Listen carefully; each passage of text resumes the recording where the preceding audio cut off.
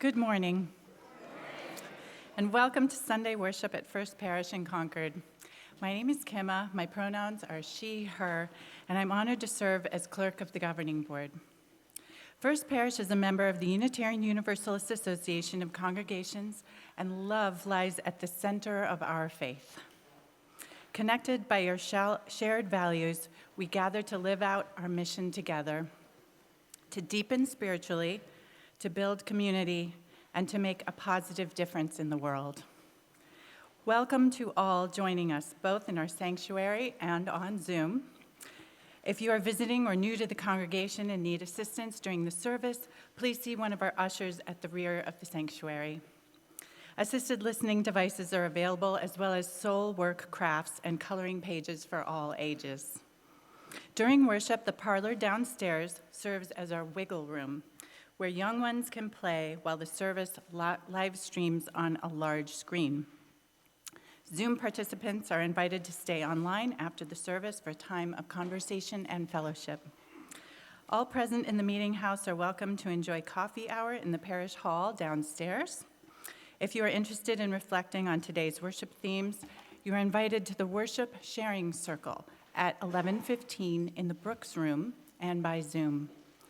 As your governing board rep for the morning, I will be available for conversation and questions during coffee hour.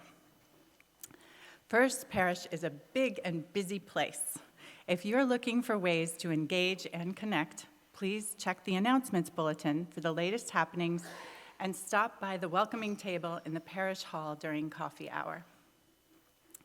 Today marks two special occasions. First, we wish a happy Mother's Day to all who celebrate. We also know that this can be a tender and complicated time for many. Please know that we welcome all of what you carry into this sacred hour.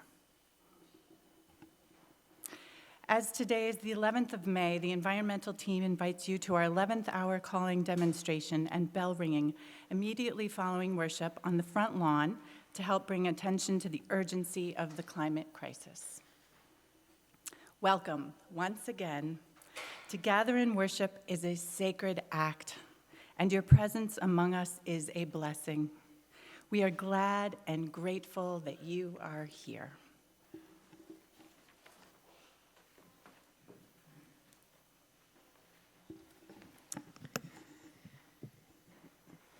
Good morning. My name's Jennifer Johnson. My pronouns are she and her, and I am so glad and grateful to serve as the lead minister here, and glad and grateful to join Kimma and my colleague Reverend Elizabeth up here on this Mother's Day. Each Sunday, we mark the opening of our sacred hour of worship by kindling the flaming chalice, symbol of our Unitarian Universalist tradition. May its flame be a beacon of truth, hope, justice, and love in our own hearts and the world. Please join in our unison chalice lighting response for the month of May and the theme of imagination.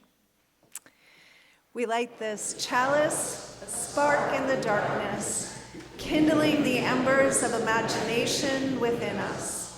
May its flame ignite wonder, fuel dreams of justice, and illuminate the path toward what could be. Come, let us worship and let us imagine. This morning, our imagination will take us to the forest, to be reminded of the truth that, like the trees, we are children of the earth and sky, in the words of Alice Berry. She writes, "Children of the earth and sky, we are nurtured, sustained, given warmth and life from above and below. Supported by earth's strong, firm crust, we build our homes, till the fields, plant our gardens and orchards. When we turn from self and seek to be aware, we will find holy light in human faces, in blossom, birdsong, and sky. Then earth is truly our home, and we are one with all earth's creatures, parents of earth's children yet to be." And in that imaginative spirit, let us rise in body or spirit for our opening hymn. It's 1068 in the Teal Hymnal, if you like to read along. The words are also on the screen.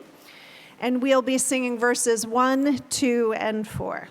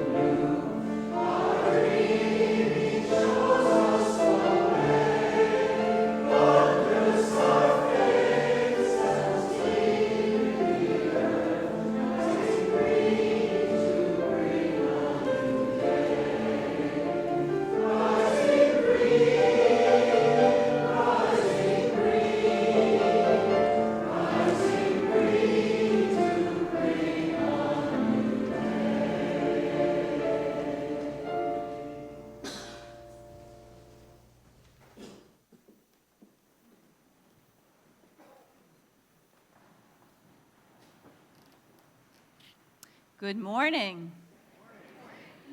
I'm the Reverend Amy Friedman. I serve as your Minister of Religious Education, and I'm happy to say that our religious exploration has already begun. Our 8th graders and our 5th and 6th graders are engaged in Our Whole Lives, which is a comprehensive sexuality curriculum.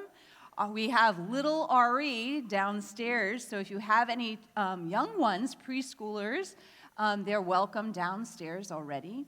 The Wickle Room was mentioned, and I would like to invite, if there are any kindergartners through 5th graders, to come forward down here to the first pew to join me for our Time for All Ages. We are going to be going up to the Emerson Room later. Come on, come on, come on. I'm vamping now. Come along. And then we will have a chance to both talk about our theme today, which is imagining peace on Mother's Day, and also perhaps making some surprises, don't tell anybody, for someone special. Great. I know there are more of you here, and if you're more comfortable staying where you are, that is fine, and I would love for you to join us in the Emerson Room after. So, we've already started having some themes about nature and being held in nature's embrace. And I know, and maybe some of you know the feeling, that when you are having a very busy time or a very stressful time in your life, you kind of forget that you are part of all that is.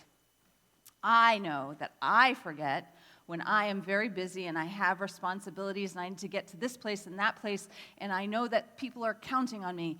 And when I get stuck in that busyness, I just forget. And so I wanted to share with all of you a spiritual practice that is very simple and yet can remind you to be connected to all that is. And it's called Sit Spot. Oh, someone knows it. Great. So, what it is you choose a place for yourself that it is your sit spot.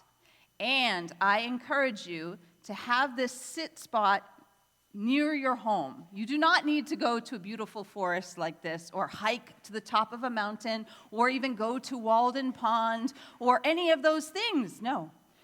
Even no matter what your home is like, you could just choose a spot by a window if you don't have any outdoor area too. But the fun thing about it is to pick one place, because if you go to your sit spot regularly, I'm not even going to say you have to do this daily, regularly, and sit there, because you know I was going to say that, right? Sit spot. You sit there and give yourself 5 minutes with no cell phones, adults. Turn the cell phone off if you must have it, or leave it somewhere else entirely, okay? Okay, then, what you do in your sit spot is notice. And you notice with all of your being. Notice what it feels like to sit on the spot. Notice with your eyes what you see all around you. Notice what you feel, maybe the breezes flowing, the quality of air, the humidity of the air. Notice what you hear. What did I miss? Taste? I wonder if you'd taste anything. I don't know. Taste your chair. Oh, you can do that if you want to. I don't think I'm going to taste my chair. But I will tell you that I live in Cambridge. It's a noisy place. I do have a wonderful little spot of garden. And when I started to have a sit spot, a certain place that I go regularly to sit, I started to notice things that I never imagined before. For example, in my yard, I have lilies of the valley. But before they burst forth from the earth, they are these tiny little spikes that just come out. And then they are these leaves that push themselves up and unfurl with the lily of the valley flower in the middle. I learned that not only do I have these little brown sparrows that usually are what I see first, that gobble our seed from the bird feeder, we also have hairy woodpeckers. I had no idea we had hairy woodpeckers in Cambridge. You are so lucky, hummingbirds at your house. So I invite all of us to try this very simple spiritual practice, to notice to feel, to be reminded of what is true, which is that we are part of all that is. And if you find that there's a hummingbird or another animal or a flower or plant or changes in the cycles of nature that excite you, I would love to hear about it. Feel free to let me know. I would like to hear about it. And with that, we are going to head off up to the Emerson Room. If you would please join together in song.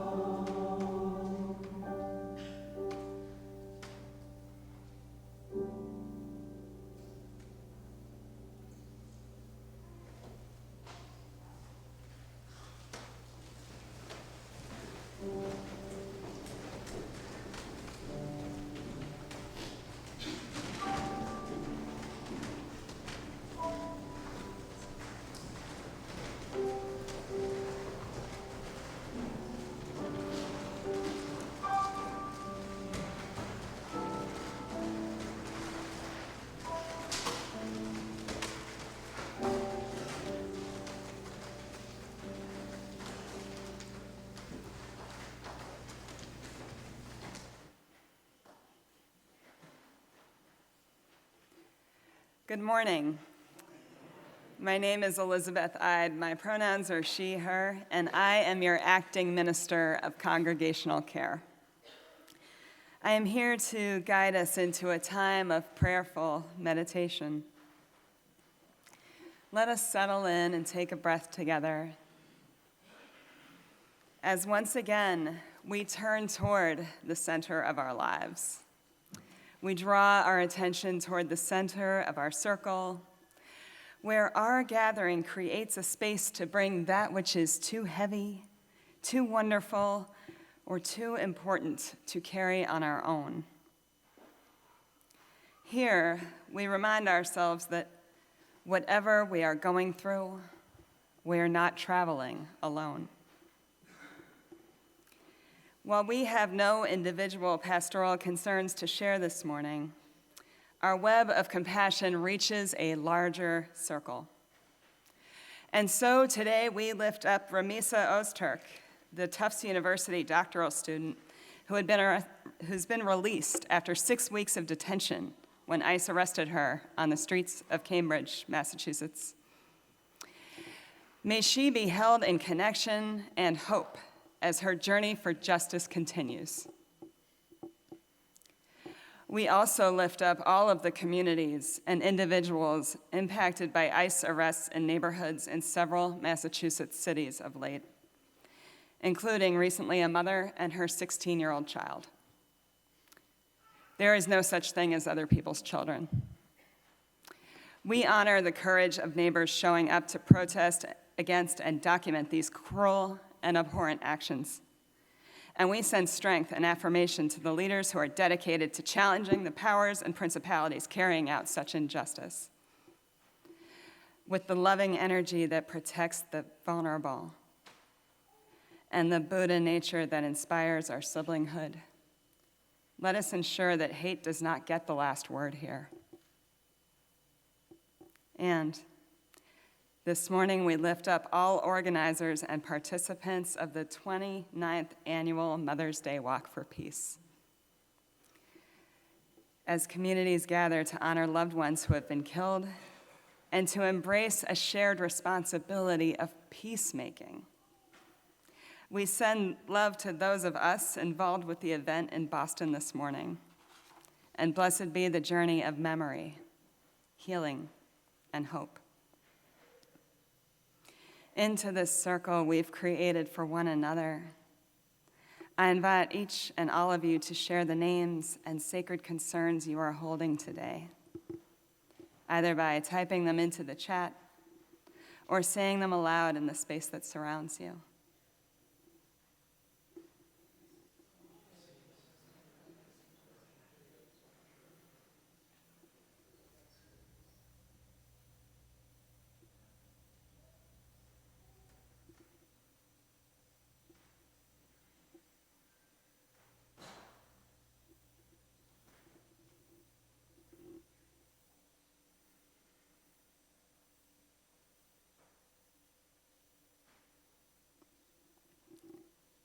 Let us hold one more moment of silence for all that has been shared.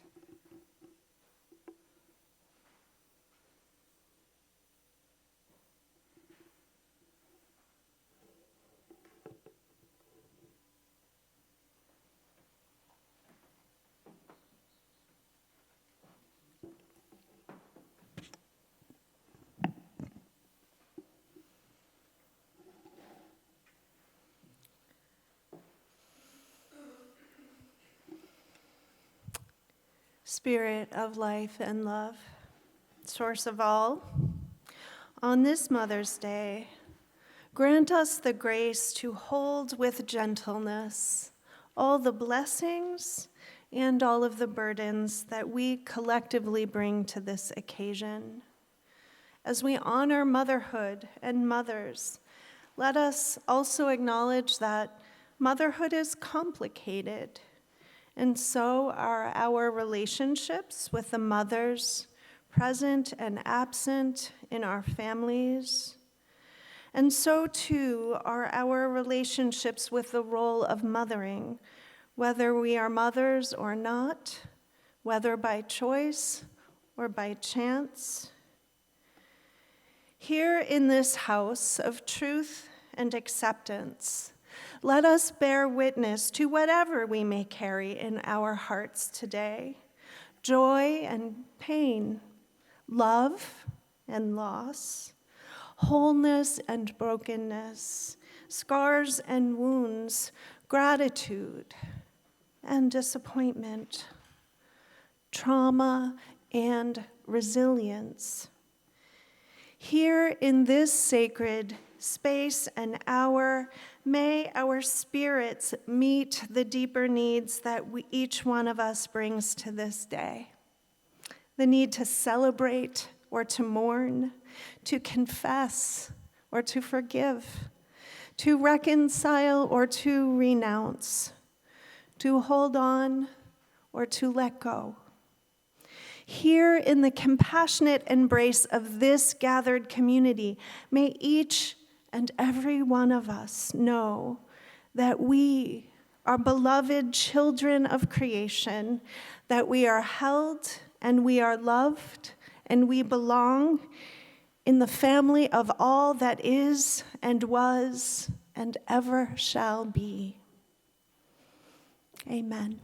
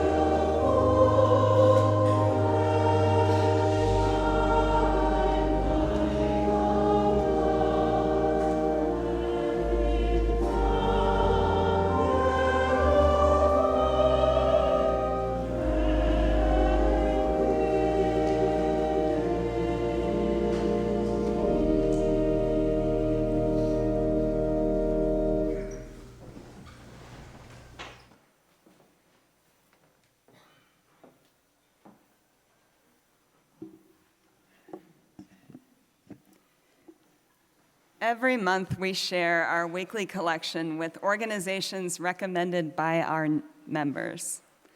For May, we are partnering with Dee Dee's Cry. The mission of Dee Dee's Cry, a fledgling organization based in Roxbury, is to create a space where conversations begin to lift the stigma on suicide and mental health within the Black, Indigenous, and people of color communities through collaboration with organizations and agencies to create events, facilitate groups, and provide support to suicide loss survivors for family and friends. My friends, every one of us loves someone who knows how hard gets. So let us reach out to our neighbors with love and support and give as generously as we can.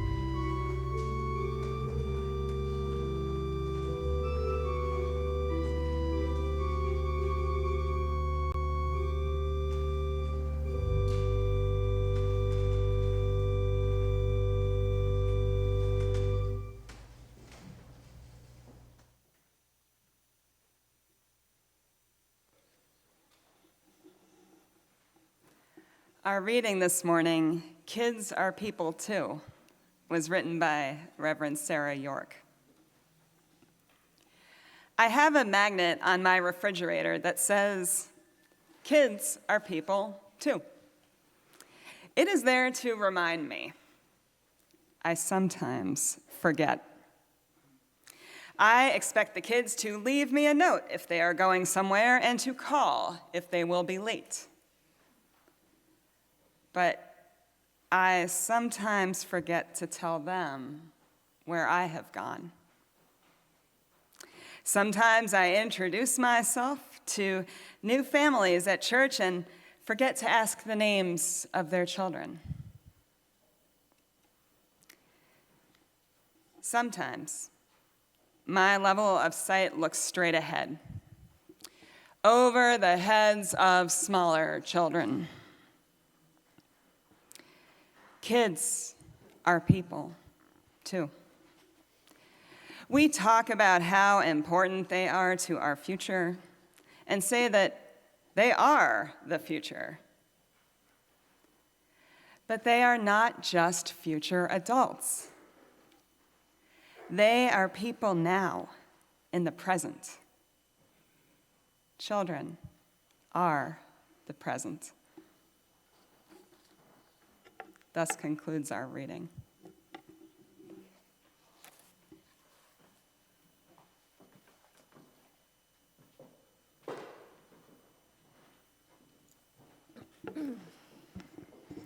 And thus begins our second reading from a book called Hold On to Your Kids by Gordon Neufeld and his writing partner on this project, Gabor Mate. Only in healthy relationships with adult mentors, parents, teachers, elders, artistic, musical, and intellectual creators can children receive their birthright, the universal and age-honored cultural legacy of humankind. Only in such relationships can they fully develop their own capacities for free and individual and fresh cultural expression. We have to give our children what they cannot give to one another: the freedom to be themselves in the context of loving acceptance, an acceptance that immature peers are unable to offer, but that we adults can and must provide. Thus ends our second reading. Did you know that trees parent their young? Did people know that? Yeah. For a long time, I did not know that. I did not know that trees parent their young in an active sense. I long assumed that the parenting of trees was a passive business. The force of wind and gravity pull the cone or fruit or nut from the branch of the mature tree, thereby depositing seeds on the earth. The rest is up to soil, sun, and rain. If seedlings sprouts, it's on its own, or so I thought. Not true, it turns out. Many indigenous peoples have long known what forest ecologists have recently demonstrated. Trees are connected to one another by way of vast underground fungal networks called mycorrhizal networks, through which they communicate with and care for one another. Trees are not on their own. Under the cover of the forest floor, they are in fact attached to one another, bonded in kinship and community. In their own way, trees talk. They talk and they cooperate. They remember and they learn and they parent. Through the mycorrhizal network, trees share carbon, nitrogen, and water with one another, even with trees of different species. They also use chemical signals to send messages, especially in times of danger. In an article for Science in the News blog, Valentino Lagomaracino explains, by using a technique called allelopathy, in which a chemical signal is sent through the mycorrhizal network, trees can warn their neighbors that an invasive predator is coming. Surrounding trees can defend themselves by releasing volatile hormones or chemicals to deter predators or pathogenic bugs. It was even found that trees can send a stress signal to nearby trees after a major forest disturbance, such as human-imposed deforestation. Suzanne Simard is a renowned forest ecologist and author of the wonderful book, Finding the Mother Tree. Through her research, Simard revealed that the biggest and oldest trees, so-called mother trees, are the most connected. They share their excess carbon and nitrogen with the younger generations of trees and seedlings in the forest understory, playing a vital role in the survival of the younger generations of trees. Interestingly, mother trees make a special effort to support their own genetic offspring. Simard's research revealed that kin seedlings receive more carbon from mother trees than stranger seedlings. Again, trees actively parent their young, and they also parent their neighbors' young, too. Another interesting finding from Simard's research is that when young trees are stressed, unable to get sufficient nutrients on their own, mother trees transmit carbon through the mycorrhizal network to those young trees in need. Young trees need the older generations to survive and thrive. A healthy forest ecosystem depends on the robust connections of young seedlings to mother trees. So why am I talking to you about trees on Mother's Day? There are important lessons from the research on mother trees about climate change and forest preservation, but that's not the main thrust of my message for you this morning. Rather, I'm interested in the lessons we mature human beings can take from the parenting behavior of mother trees, from imagining ourselves as being mother trees. About the same time that I first encountered Simard's book, I also picked up another book, the one I read from for you, called Hold On to Your Kids, at a time when I was trying to help one of my daughters navigate some social difficulties.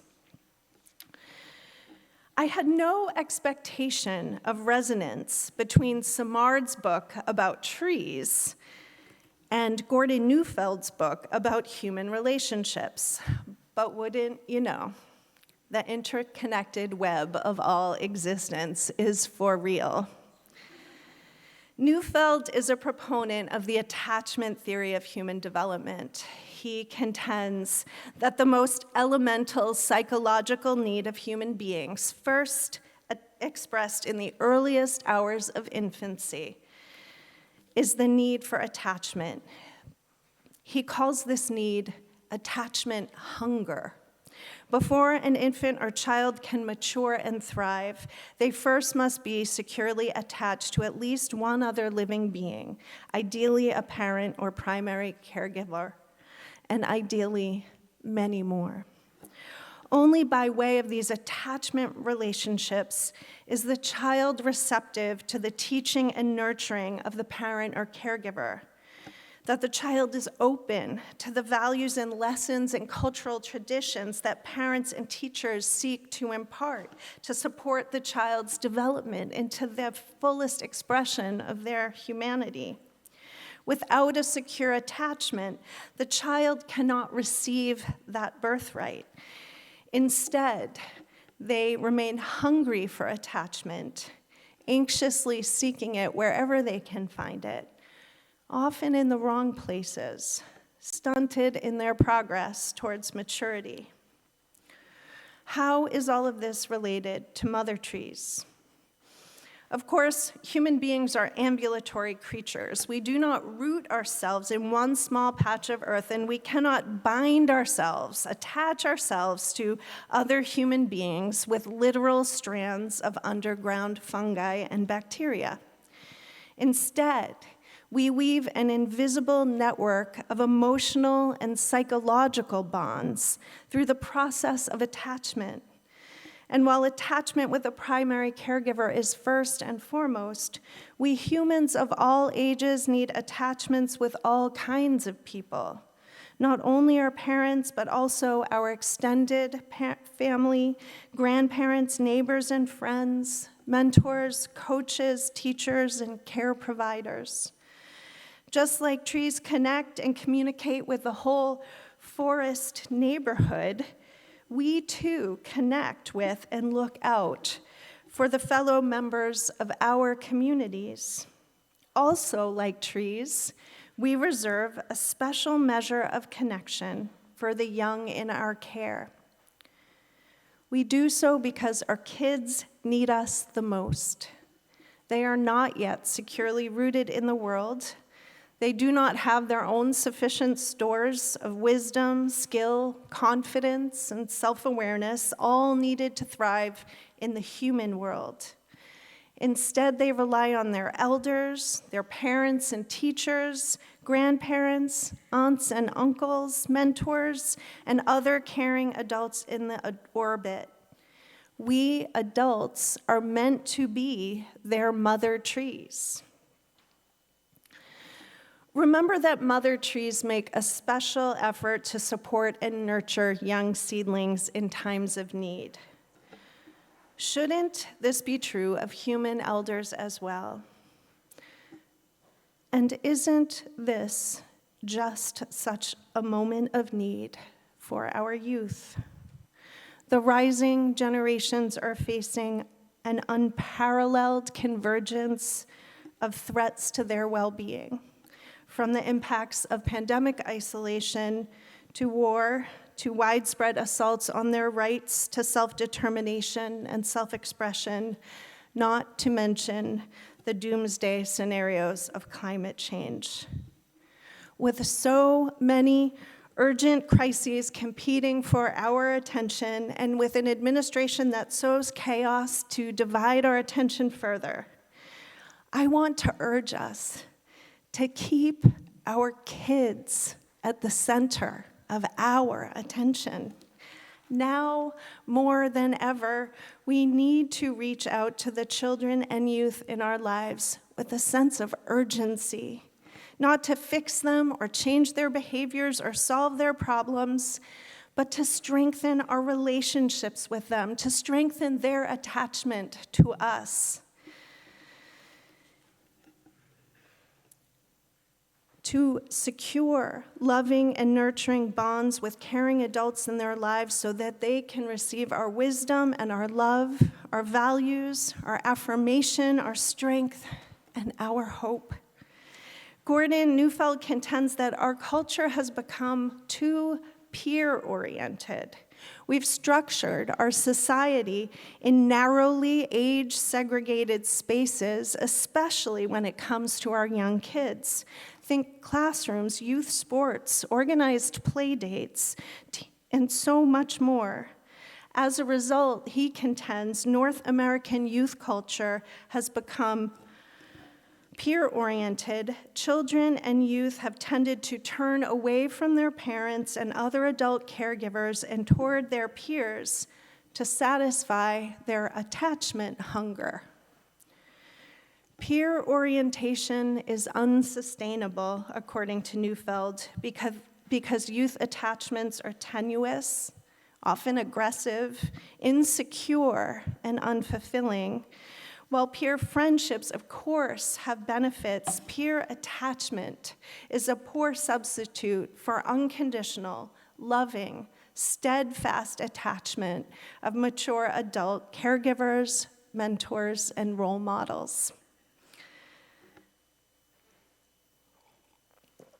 2 weekends ago, many of you will recall, 40 amazing Transylvanian youth from the Kolishvar High School Choir visited us. Many of you experienced their glorious singing in their concert performance and Sunday worship. Some of us had the opportunity to gather with them in multi-generational small groups to discuss differences and commonalities we observed between Transylvanian and American culture.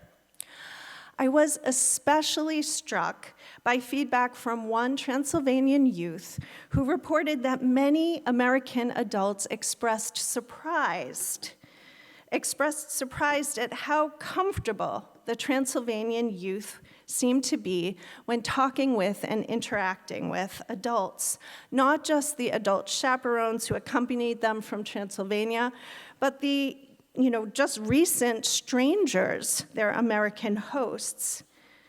This felt different to the American older adults than their interactions with American youth. Why might that be? Is it, as Neufeld contends, have we perhaps unwittingly redesigned the metaphorical underground web of connections that undergird human society, such that our children and youth are most connected to each other in narrow age cohorts and increasingly cut off from the mature adults in their midst? Let's return to our forest analogy. Imagine a forest where the old-growth trees, the mother trees, have been indiscriminately cleared.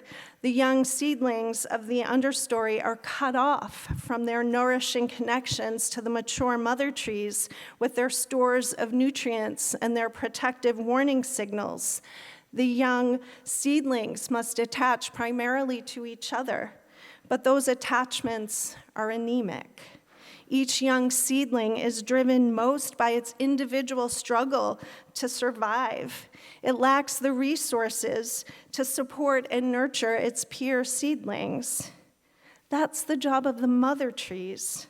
Without the wisdom and love of the mother trees, the seedlings' chances of thriving diminish, and the whole forest will fail to flourish. Is American society a forest in peril due to generational cutoff? I'm not ready to state that with certainty, but it's an important question for us to take seriously. Have you noticed how much we increasingly talk about ourselves in generational cohorts? I don't think that used to be the case so much. We're boomers, Gen X, millennials, Gen Z, Gen Alpha.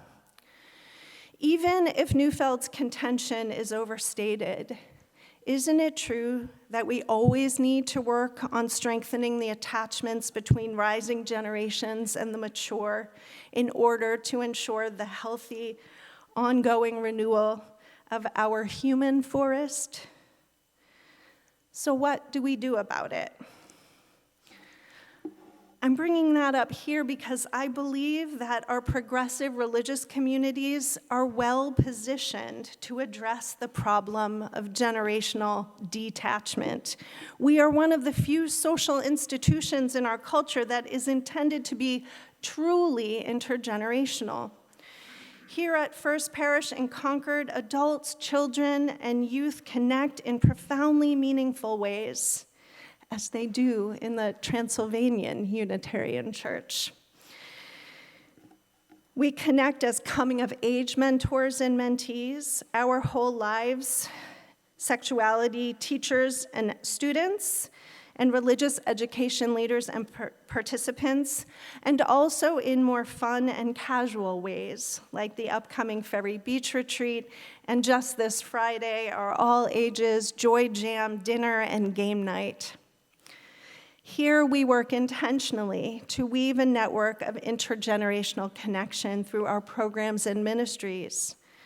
First Parish in Concord has a strong track record in this department, but we know that the COVID pandemic and its ongoing impacts disrupted church-going patterns, isolated families, and got us all out of the practice of intergenerational gathering and interacting.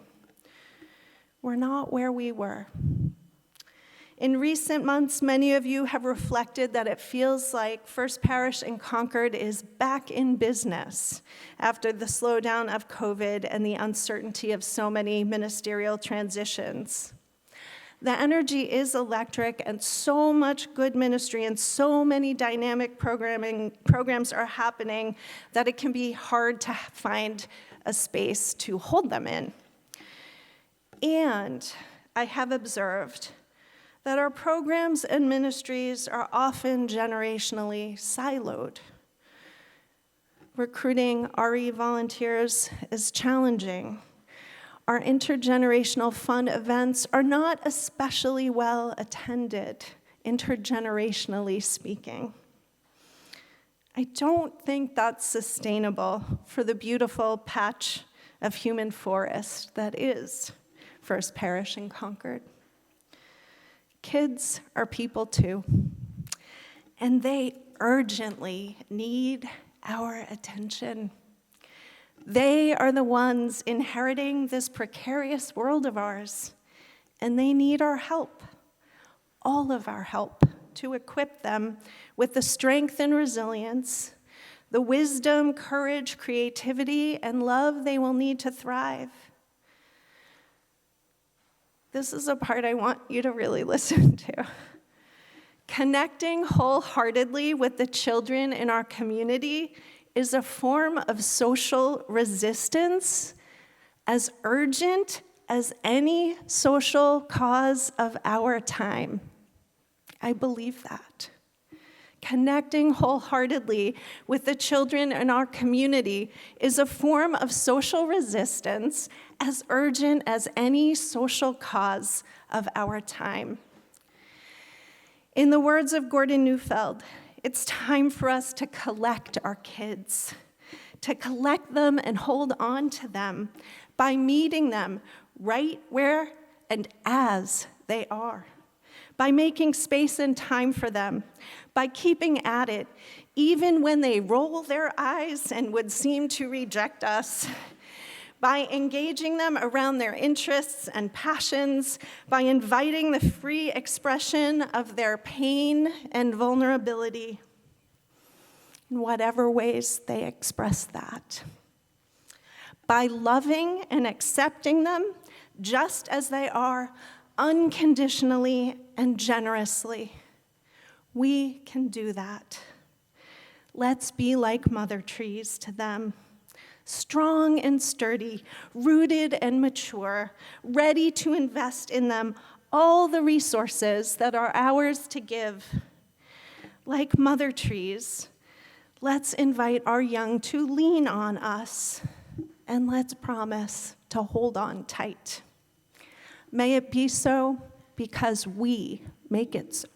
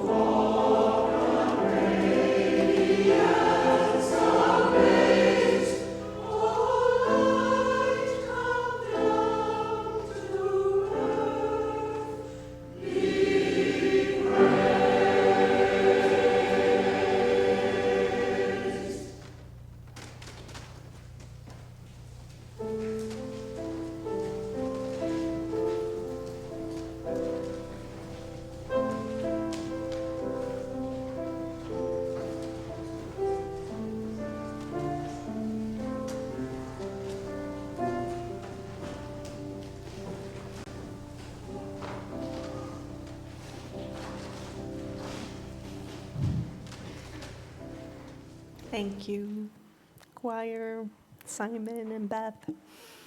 Thank you to all who make our worship possible in big ways and small, including those of you who bring yourselves here to worship. Our closing words come to us from Susan Van Dresser. Let us sing the magic of imagination by which we know one another and learn the lives of eras gone by. Let us sing the magic of creation by which we build the world of our soul and teach its wisdom to others, young and old. Let us sing the magic of our lives together, holding and shaping by the movement of breath from heart to lung, all new life that is to come. Let us sing.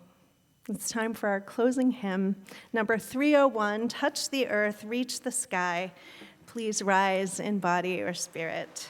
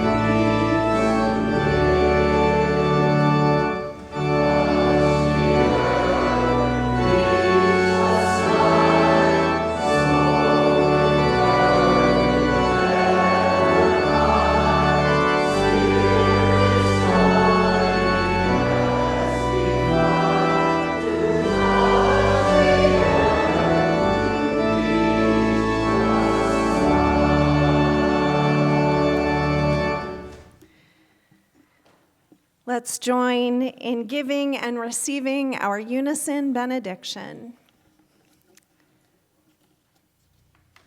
We have the words. Oh, go out into the world in peace. Have courage. Hold on to what is good. Return to no person evil for evil. Strengthen the faint-hearted. Support the weak. Help the suffering. Honor all beings. Please be seated to enjoy the postlude.